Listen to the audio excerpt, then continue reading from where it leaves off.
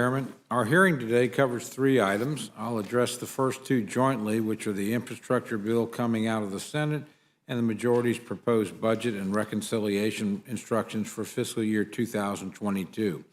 As to the first matter, although I think we can all agree that our colleagues in the Senate should be applauded for the bipartisan efforts that produced the infrastructure bill before us, Republicans in the House continue to have concerns about the product.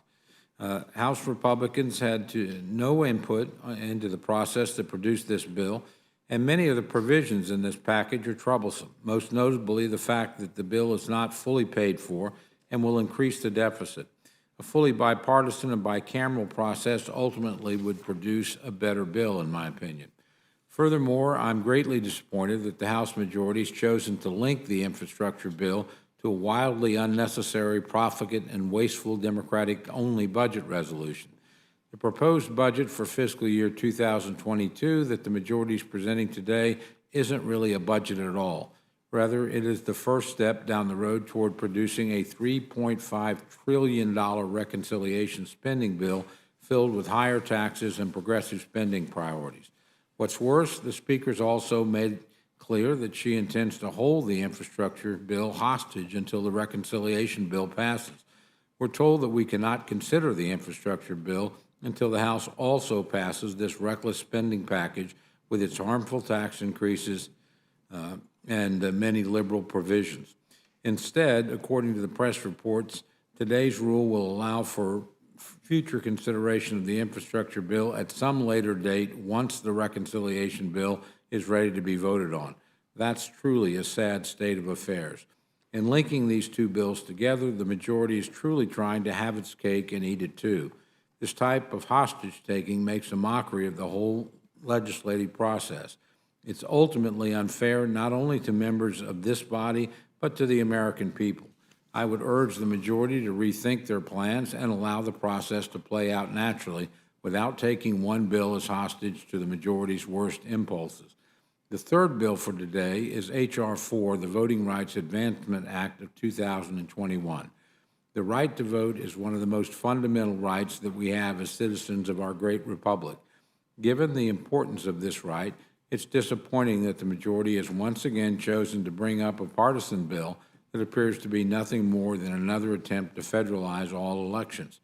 As a former Secretary of State of Oklahoma, I'm very familiar with how important it is for states to oversee and operate their own elections, as they have done historically.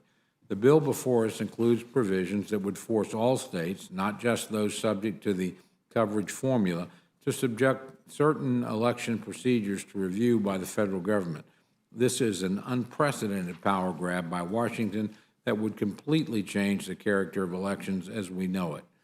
I am also deeply concerned with the proposed coverage formula included in this bill, which runs the risk of being over-inclusive and forcing more and more states into pre-clearance procedures required by the Voting Rights Act. Given how important the right to vote is to all Americans, it's disappointing that the majority has chosen to take a partisan approach. I believe that a bipartisan bill to reform the Voting Rights Act and to address the Supreme Court's decision in Shelby versus Holder would pass with an overwhelming bipartisan majority. But instead, the majority is once again insisting on their way or the highway. Mr. Chairman, this Congress is turning out to be one of the most unproductive Congresses in modern history because the Democratic leadership is unwilling to work with Republicans or even their own rank-and-file members to pass legislation for the good of the American people.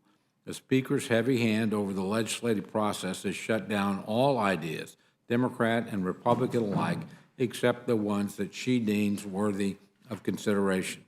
Mr. Speaker, members have had enough, which is why I think you're in the position you're in today. You have heard me say many times that the majority needs to decide if they are here to make political points or here to make law. I fear with today's hearing, the majority is once again showing where their priorities are. With that, Mr. Chairman, I yield back. Thank you very much, and I appreciate it. And I now want to welcome our first panel.